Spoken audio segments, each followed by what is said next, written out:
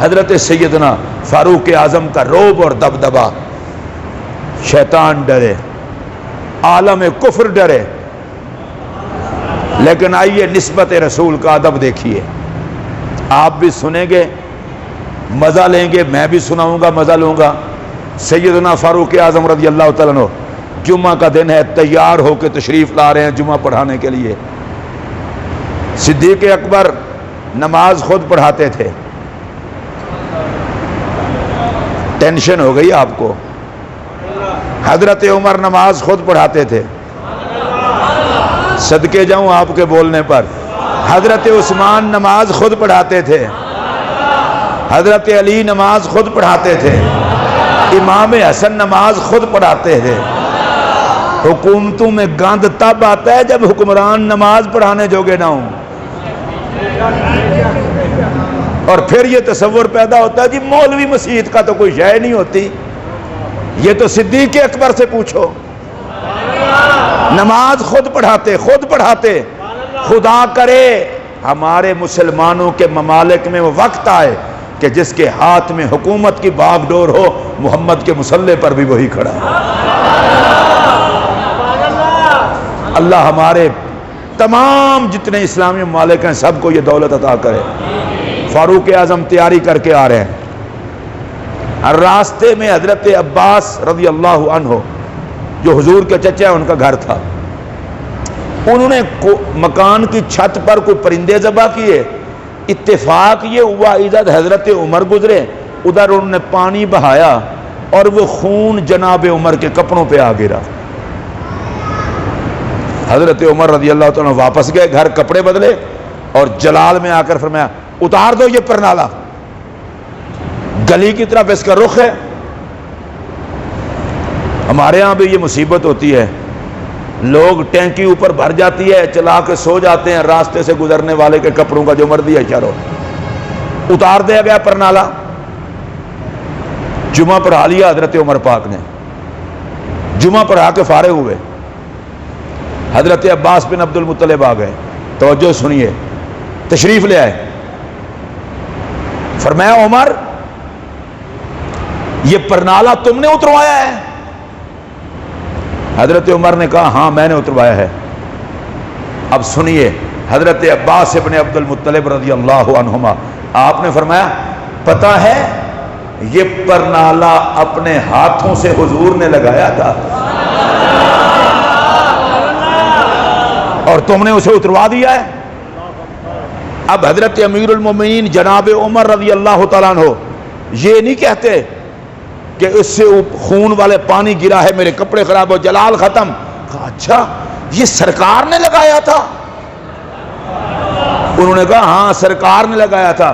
کہا پھر ایک مہربانی کرو، اب سیڑھی نہ لاؤ، عمر کے کندھوں میں چڑھ جاؤ اور عمر یہ کفارہ ادا کرے گا کہ کندھوں پہ چڑھ کے وہ پرنالہ لگاؤ. عمر میں یہ جرت نہیں ہے نبی پرنالہ لگائے اور عمر اتارتا پھرے. زمانہ ایسے نہیں حضرت عمر کو سلام کرتا. حضرت سیدنا فاروق اعظم رضی اللہ تعالیٰ عنہ کی جلالت اپنی جگہ، رعب اور دبدبا اپنی جگہ، عزت اور عظمت اپنی جگہ، پر نبی کی نسبت کا احترام اپنی جگہ. آئیے اب میں آپ کو بتاؤں جس کے سائے سے شیطان ڈرے، ہر بے ایمان ڈرے، کفر کانپے، نبی مانگ کے لے، عمر جو رائے دے وہ قرآن کے مطابق ہو. اب آئیے نسبت رسول کا احترام دیکھیے. وہی جناب عمر سیدہ زہرا کے در پہ کھڑے ہو کر کہہ رہے ہوں سیدہ میں کائنات میں سب سے زیادہ پیار آپ کے بابا سے کرتا ہوں اور آپ کے بابا کے بعد سب سے زیادہ محبت آپ کی ذات سے کرتا ہوں، اس لیے کہ میں نے حضور کو دیکھا ہے وہ جتنا آپ سے محبت کرتے تھے کسی اور سے نہیں کرتے. نسبت نبوت کا لحاظ دیکھیں، یہی حضرت عمر تھے. ان کو کسی نے کہا کہ آپ جتنا مولا علی کی عزت کرتے ہیں اتنا کسی اور کی نہیں کرتے، اس کی وجہ کیا ہے؟ آپ برملا پکار اٹھے. فرمایا کیوں نہ عزت کروں، علی میرا مولا ہے. اب آئیے مولا علی کا پیار بھی دیکھیے جناب عمر سے، کلیجہ ٹھنڈا ہو جائے گا۔ حضرت علی پاک کی ایک عادت تھی، ایک چادر تھی، اکثر اسے اوڑھ کے سوتے تھے اور اس چادر کو ساتھ رکھتے تھے۔ کسی نے پوچھا مولا علی یہ چادر آپ کو بڑی پیاری ہے، خیریت ہے؟ فرمایا کسانی خلیلی، میرے دوست عمر نے دی تھی۔ اپنے دوست کی یادگار ہے اس لیے چادر کو جدا نہیں کرتا۔ خدا کی مار ہو جو علی و عمر کا بہانہ بنا کے قوم کو لڑاتے ہیں۔ اتحاد کی بات کرو، اتفاق کی بات کرو، قوم کو لڑاؤ نا۔ اگر اسلام میں رہنا ہے نبی کی اہل بیت کو بھی سلوٹ کرنا ہوگا، نبی کے صحابہ کا احترام بھی کرنا ہوگا۔ اب آئیے حضور مولا کائنات کی ایک اور محبت کی آپ کو بات سناؤں۔ حضور مولا کائنات فرماتے ہیں میں سویا ہوا تھا، میں نے خواب دیکھا۔ خواب کیا ہے کہ مسجد نبوی شریف میں نبی پاک علیہ السلام نے جماعت کروائی، میں نے پیچھے نماز پڑھی۔ نماز پڑھ کے فارغ ہوئے۔ اللہ ان پاک خوابوں کا صدقہ کبھی یہ جلوے ہمیں بھی عطا فرما دے۔ سرکار سلام پھیر کے صحابہ کی طرف چہرہ کر کے بیٹھ گئے۔ اتنے میں سرکار کی ایک خادمہ کھجوروں کا ٹوکرا لائی، انہوں نے سرکار کی بارگاہ میں پیش کیا۔ میرے پاک نے تر کھجوریں تھی تازہ، میرے پاک نبی نے ایک کھجور اٹھائی، فرمایا علی لوگے؟ مولا علی نے کہا حضور ضرور لوں گا۔ کہتے ہیں میں نے کھائی، سرکار نے ایک اور لی، فرمایا لوگے؟ میں نے کہا حضور ضرور لوں گا، لی اور وہ کھائی۔ سرکار نے دوسروں میں بانٹنا شروع کر دی۔ مولا علی کہتے ہیں میرے دل میں خیال تھا آقا اور بھی دیتے، لیکن آقا نے دو دی، باقی بانٹ دی۔ کہتے ہیں میری آنکھ کھلی تو صبح کی نماز کا وقت ہونے والا تھا۔ میں تیاری توری کر کے مسجد نبوی شریف میں گیا، آگے مصلی امامت پر جناب عمر تھے۔ میں صرف ایک بات عرض کروں گا، فرقہ واریت کے بغیر محبت کے میسج کو عام کرتے ہوئے خدا کے لیے مسلمانوں کو نہ لڑاؤ۔ جس کے پیچھے علی نماز پڑھ لے، علی والا اس عمر کی عزت کیسے نہ کرے؟ یہ ہماری نمازیں نہیں ہیں کہ پیچھے پڑھ بھی لیں اور امام کے لیے بکواسیں بھی کی۔ یہ علی ہے جس کی ایک نماز کی قیمت یہ ہے کہ نظام کائنات میں تغیر آ جاتا ہے۔ واپس پلٹ سورج۔ علی کی نماز کی قیمت کا اندازہ یہاں سے لگا لینا۔ قضا بھی تو پڑھ سکتے تھے لیکن سورج واپس پلٹایا۔ اتنی قیمتی نمازوں والا علی 10.5 سال تک جس عمر کے پیچھے نماز پڑھے، بس اس کے لیے اتنا ہی مشورہ دوں گا، علی کو دیکھ کے عمر کا حیا کر لو، عمر کو دیکھ کے علی کا حیا کر لو، تاکہ اس امت میں لڑائی جھگڑا نہ ہو، فساد نہ ہو۔ ہم چھوٹے لوگ ہیں، ہم 14ویں 15ویں صدی کے لوگ ہیں، ہمیں تو دین کی الف بے سمجھ نہیں آتی، اور جن کو حضور نے پڑھایا، میں اللہ کی قسم اٹھا کے کہہ رہا ہوں، نبی قدم رکھے مکہ میں ساری زمین پاک ہو جاتی ہے، تو جن کو پاس بٹھایا ان کو کتنا پاک فرمایا۔ حضور مولا کائنات فرماتے ہیں میں نے نماز پڑھی، نماز کے بعد جناب عمر نے سلام پھیرا۔ اچھا ایک بات میں بھول گیا، حضرت مولا علی کہتے ہیں میری آنکھ کھلی نا، سننے والی بات ہے، کہتے ہیں آنکھوں میں دیدار نبی کا نشہ بھی موجود تھا اور منہ میں مٹھاس بھی موجود تھی۔ اب اس پر جملہ سنیے، نبی کی زیارت والا خواب فرضی نہیں ہوتا، اور اگر خواب علی دیکھے منہ میٹھا میٹھا، سبحان اللہ، اور پھر نبی پاک کی دیدار کی روشنی بھی آنکھوں میں ہے۔ اب سنیے، مولا علی کہتے ہیں میں گیا جناب عمر کے پیچھے نماز پڑھی، حضرت عمر کے پیچھے نماز پڑھی، سلام پھیرنے کے بعد حضرت عمر صحابہ کی طرف منہ کر کے بیٹھ گئے۔ کہتے ہیں ایک عورت آئی، کھجوروں کا تر ٹوکرا، وہ تر کھجور ہیں۔ کہتے ہیں ہوا کیا، کہ مولا علی کہتے ہیں حضرت عمر نے ایک کھجور اٹھائی اور کہا علی لوگے؟ مولا علی کہتے ہیں کہ میں نے لیا اور میں نے تناول فرمایا. دوسری اٹھائی لوگے؟ میں نے لے لی. حضرت عمر نے بانٹنا شروع کر دی. حضرت علی کے دل میں خیال آیا عمر تیسری بھی دیتے. حضرت عمر نے مسکرا کے کہا اس طرح نہ کرو علی، حضور 3 دیتے تو میں بھی 3 دیتا. آقا نے 2 دی ہیں، میں کیسے 3 دے دوں؟ حضرت علی فرماتے ہیں میں نے دل میں سوچا وہ تو خواب کا مسئلہ تھا، جناب عمر کو کیسے پتا چل گیا؟ آپ نے پھر کہا حضور آپ کو بھی یہ بات بتانا پڑے گی. حضور کا فرمان ہے اتقوا فراست المومن فإنه ينظر بنور اللہ. مومن کی ایمانی فراست سے ڈرو، مومن اللہ کے نور سے دیکھتا ہے. اب مولا علی کا آگے جملہ سنیے. مولا علی کہتے ہیں لوگوں میں تمہیں بات بتاؤں، ہاتھ تو عمر کا تھا لیکن جو مزہ مصطفیٰ کے ہاتھ سے کھجور کا آیا تھا وہی عمر کے ہاتھ سے آیا ہے. اور علی کا فیصلہ یہ ہے لوگوں غلط فہمی میں نہ رہنا، محمد کا صحیح جانشین ہے عمر. اب دیکھیں آپس میں کتنا پیار محبت ہے. لو آج کی تقریر کی میری آخری بات، جناب عمر خطاب فرما رہے ہیں. آپ کو پتہ ہے کوئی بندہ ممبر پہ تقریر کر رہا ہو اسے چھیڑنا نہیں چاہیے، میرے جیسا مولوی ہو نہیں چھیڑنا چاہیے. اور اگر خطاب فرمانے والے جناب عمر ہوں، اور خدا کی قسم اٹھا کے کہہ رہا ہوں یہ پتہ نہیں کیسے ادب کے پلے ہوئے لوگ تھے. سرکار جہاں بیٹھتے تھے ممبر پر، نیچے جہاں حضور علیہ السلام کے قدم لگتے تھے صدیق اکبر وہاں بیٹھے.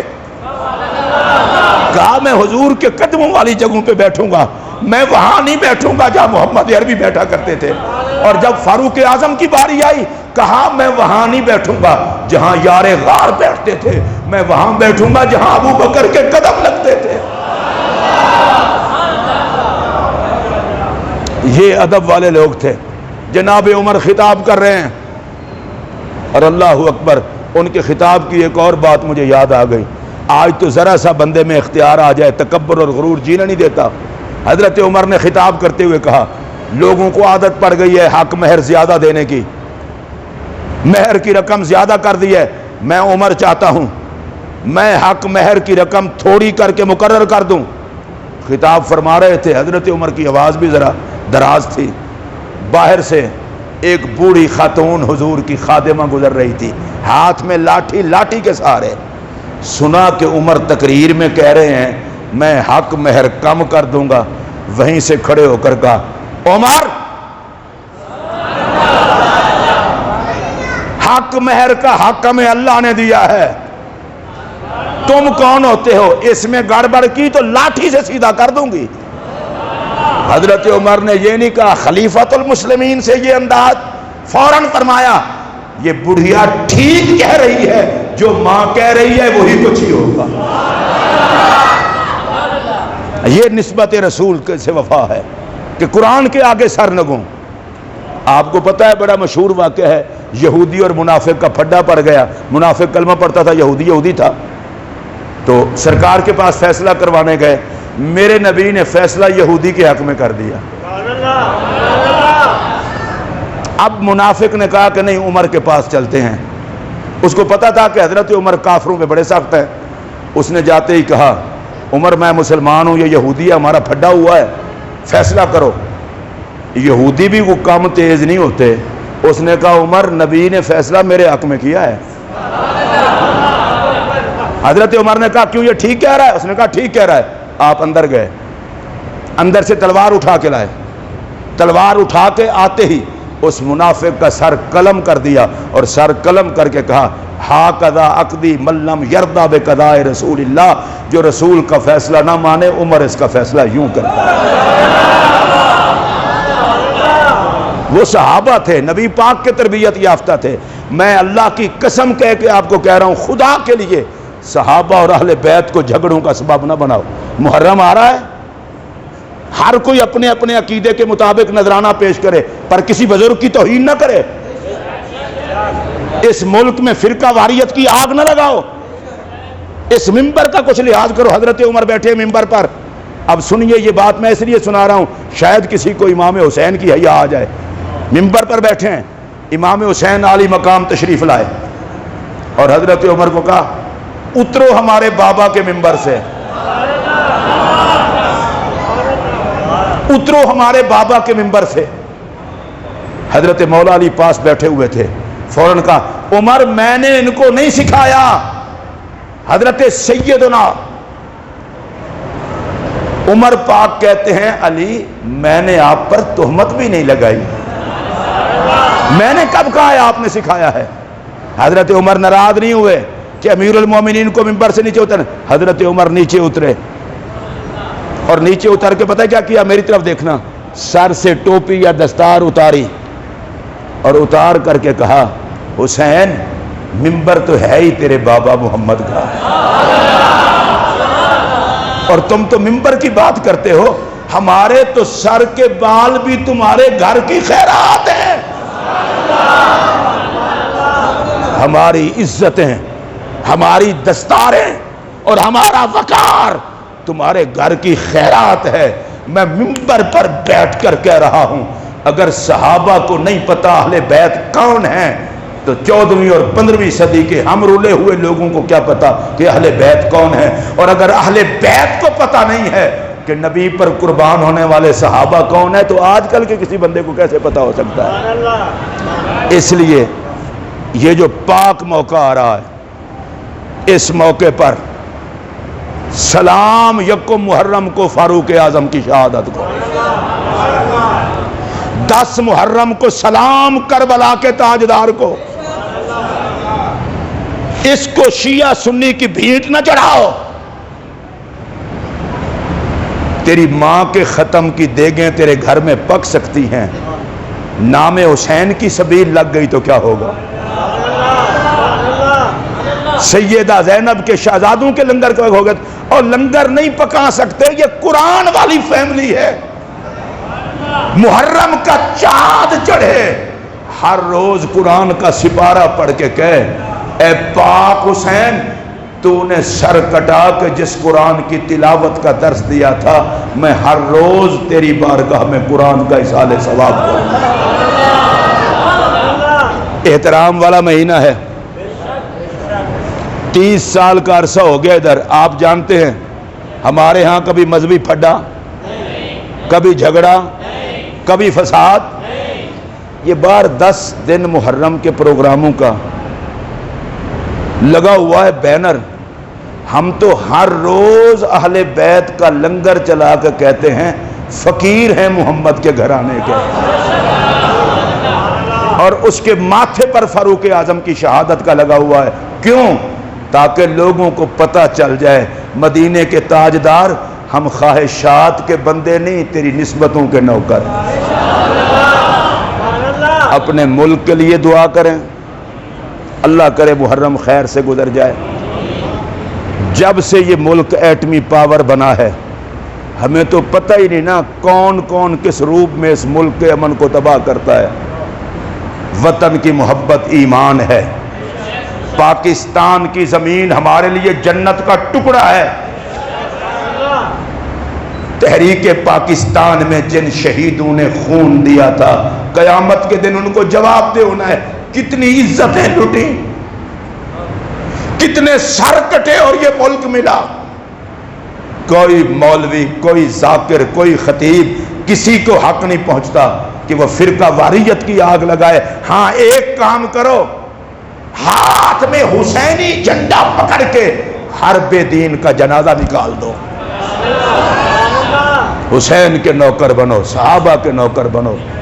وعدہ کریں پورا محرم نماز کی پابندی, صرف محرم میں, ساری زندگی کچھ نہیں لگتا وہ حسین کا جو نماز کا پابند نہیں.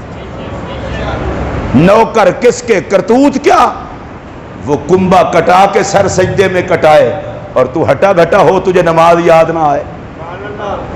قرآن کی تلاوت, حضور کی امت سے محبت, نفرتوں کا خاتمہ.